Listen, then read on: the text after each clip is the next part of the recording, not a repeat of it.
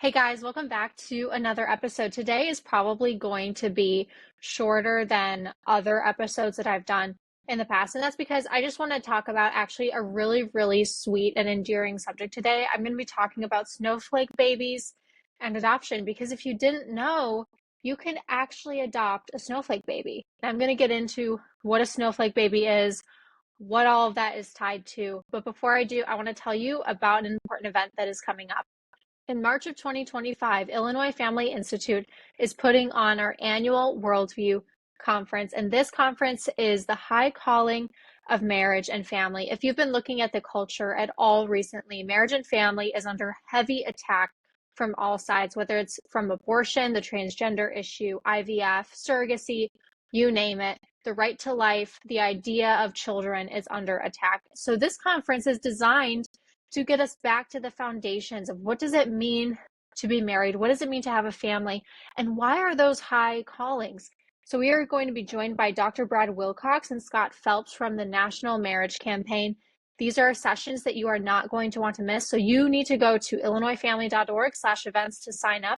That's illinoisfamily.org/events. All right, like I said, today's episode is going to be a little bit shorter than usual, but it's not as if I do super long episodes anyway. I think the longest episode I've done is like 30 minutes. So it's not as if I do super long ones anyway. So take that to mean what you will. But today I just wanted to focus again on something positive. There's so much negativity in the news. There's so much negativity in our culture and in our own personal lives. We have things going on that tend to weigh us down a little bit. So I just wanted to bring something fun and endearing to the conversation today. I want to tell you about snowflake babies and how you can adopt them. But before the topic of snowflake babies and adoption makes sense, I'm going to need to backtrack to IVF. As you know, if you've been following our platform for any length of time, you know that we are strongly opposed to IVF. If you follow Illinois Family Institute, Illinois Family Action, strongly opposed to IVF. And if you don't know what IVF is, it is short for in vitro fertilization. And through the process of IVF, it's the medical process whereby a sperm and an egg are fertilized outside of the womb in a petri dish in a laboratory. This results in an embryo, which is then implanted in the woman for the rest of the pregnancy. This is ideally how it's supposed to go.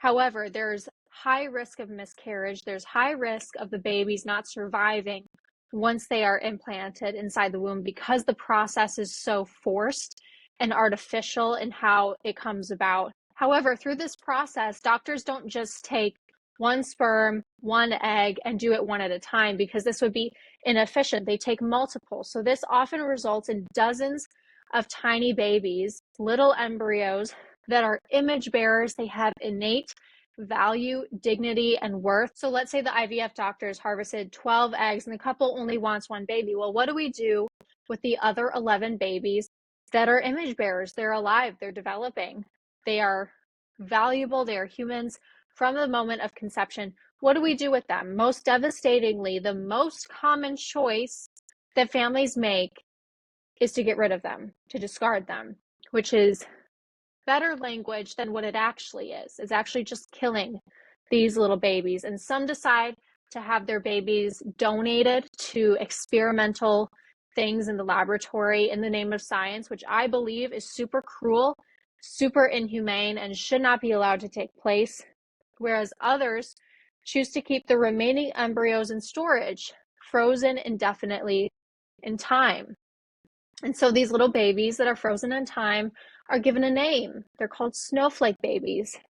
And so that brings us to our discussion topic today. And now there's a lot that I can go into with IVF, the evils of the IVF industry.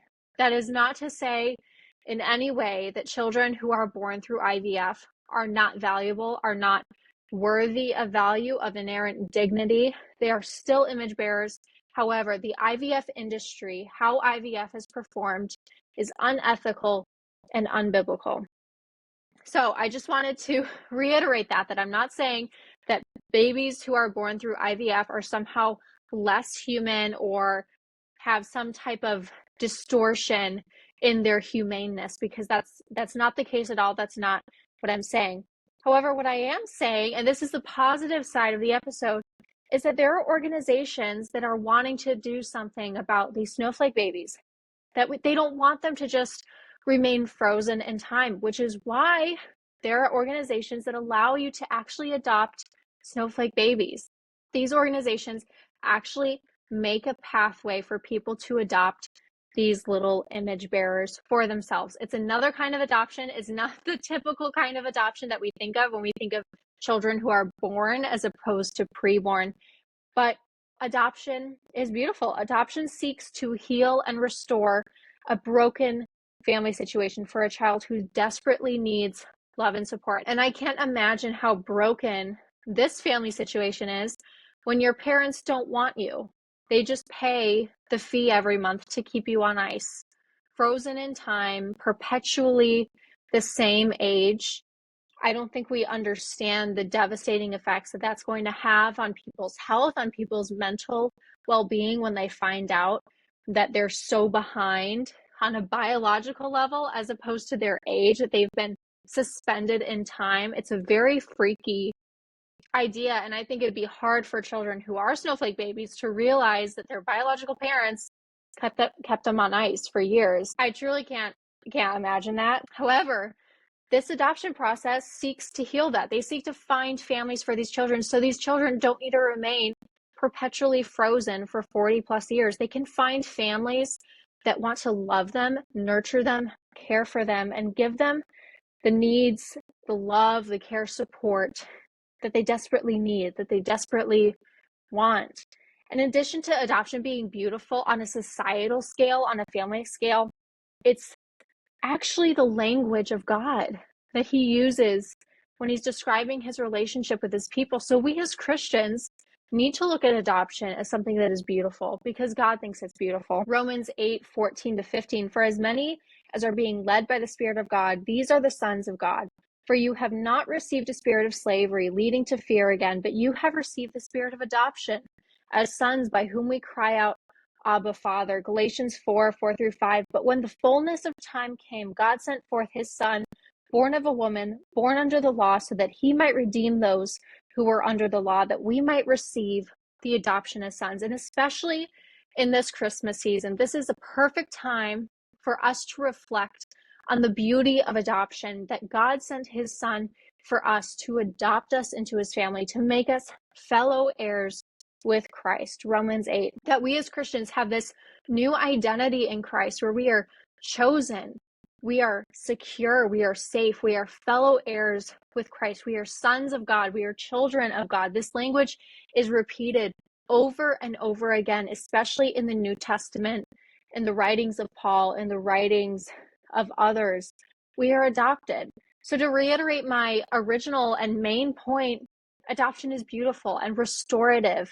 So you might be wondering, okay, well, how do we adopt these snowflake babies? And I'm not even saying that you necessarily need to adopt. I just think these two organizations are great organizations that if you know someone who is struggling with infertility for themselves or wants to adopt, but maybe still wants to experience pregnancy, whatever the case may be, or if you know someone who has gone the IVF route, has babies that are frozen embryos in time, these little snowflake babies, and they want to donate these little babies to an organization that is going to find them good Christian homes, these are organizations that you need to know about. So Nightlight Christian Adoptions understands the sad reality of unwanted frozen embryos. This is why they embarked on the journey of creating a special snowflake adoption program just for these babies. And in addition to Nightlight Christian Adoptions, there's another organization called Embryo Adoption Awareness Center that is also in the same business of helping families have children through embryo adoption, as well as helping families choose life for their own embryos through embryo donation. Now, you may be wondering what embryo donation is. So, quote, when couples use in vitro fertilization to achieve pregnancy, they will often have embryos remaining after they complete their family. One option available to them is to donate their embryos to another family through embryo donation. Donation for reproduction is the only life choice for remaining embryos. So instead of keeping these little babies on ice perpetually and you just paying a fee, you can choose to donate them to these 2 different organizations, whichever one you choose, and they will find families for these little babies. Kristen, an embryo adopting parent through Nightlight, remarks, quote, "Simply put, embryo adoption is a life-affirming gift that should be supported, honored, and treasured by the human race."